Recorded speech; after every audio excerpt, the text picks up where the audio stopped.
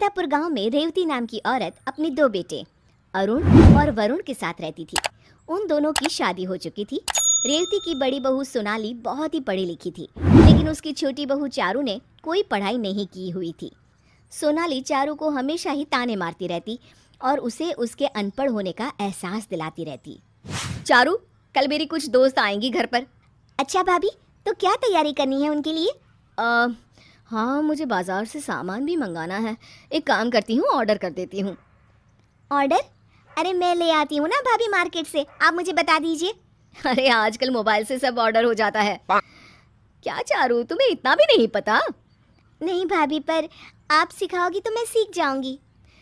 तुमने पढ़ाई लिखाई तो की नहीं, ये सब क्या सीखोगी तुम, छोड़ो। चारू सोनाली की बातों से काफ़ी दुखी हो जाती है और पार्टी की तैयारी में लग जाती है। अगले दिन सोनाली की सहेलियां उसके घर आती हैं। पार्टी चल रही होती है और सोनाली जानबूझकर चारू को अपनी पढ़ी लिखी इंग्लिश बोलने वाली सहेलियों से मिलवाती है। Richa, she is Charu, she is my brother in law's wife. Hi Charu, how are you? Charu को रीचा की बातें समझ नहीं आती, पर वो फिर भी बात करने की कोशिश करती है। मैं fine, you? Yes, I'm good too. So what you doing these days? माफ़ कीजिएगा, मुझे अंग्रेज़ी भाषा नहीं आती। Oh, I'm really sorry, Charu.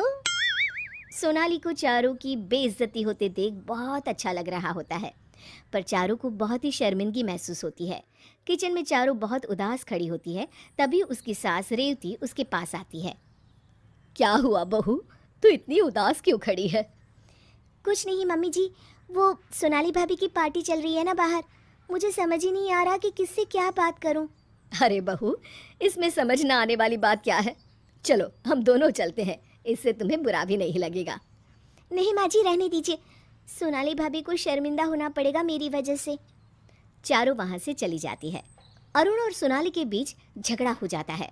तुमने आज पार्टी में कितना खर्चा कर दिया सोनाली, और उस पर भी तुम्हें और पैसे चाहिए?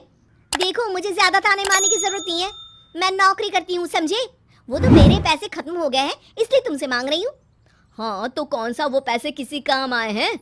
घर पर तो तुम देती नहीं हो एक भी पैसा, पता नहीं कहाँ खर्च करती हो।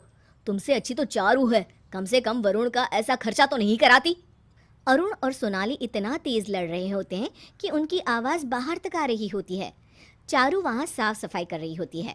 मैं चारू की तरह अनपढ़ नहीं हूँ, आज के ज़माने की पढ़ी लिखी लड़की हूँ, समझे? मेरी तुलना उससे मत करना। हाँ। चारू को ये सुनकर बहुत बुरा लगता है। वो रोते हुए अपने कमरे में चली जाती है। एक दिन रेवती और उसकी दोनों बहुएं घर पर होती हैं।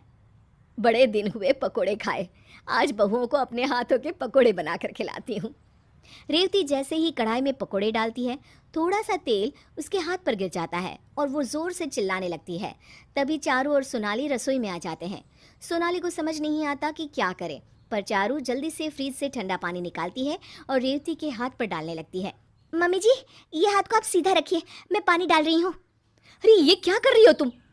इससे मम्मी जी के हाथ में छाले नहीं पड़ेंगे, और आप ना जल्दी से डॉक्टर को फ़ोन लगाइए। हाँ। सोनाली डॉक्टर को फ़ोन लगाती है और डॉक्टर घर पर आते हैं। वे रेवती के हाथ पर दवाई लगाते हैं और कुछ दवाई भी लिख कर देते हैं। ये दवाई आप ले आइएगा अभी ही। जी डॉक्टर, आपकी फ़ीस? 2000। मेरे पास तो अभी इतने पैसे नहीं हैं, तुम्हारे पास है क्या सोनाली? नहीं माँ जी, मेरी सैलरी ख़त्म हो गई है, लेकिन मैं इनके एटीएम से निकाल कर आती हूँ। डॉक्टर, अब 10 मिनट रुक जाइए ना प्लीज़। डॉक्टर, ये लीजिए, मेरे पास है। डॉक्टर फीस लेकर चले जाते हैं। ये लीजिए भाभी और पैसे, और मम्मी जी की दवाइयाँ ले आइए। अरे, तेरे पास इतने पैसे थे? हाँ मम्मी जी, ये पैसे मैंने घर खर्च से बचाए थे। बेटा, आज तो तूने संभाल लिया, वरना मेरे हाथ में अभी तक तो छाले भी पड़ गए होते। भले ही तूने पढ़ाई लिखाई ना की हो, पर तू बहुत समझदार है। चारू ने जिस तरह से आज अपनी सास को संभाला, ये देखकर सोनाली बहुत शर्मिंदा होती है और उसे एहसास हो जाता है कि इंसान को उसकी पढ़ाई लिखाई से नहीं, बल्कि उसकी समझदारी से आंकना चाहिए।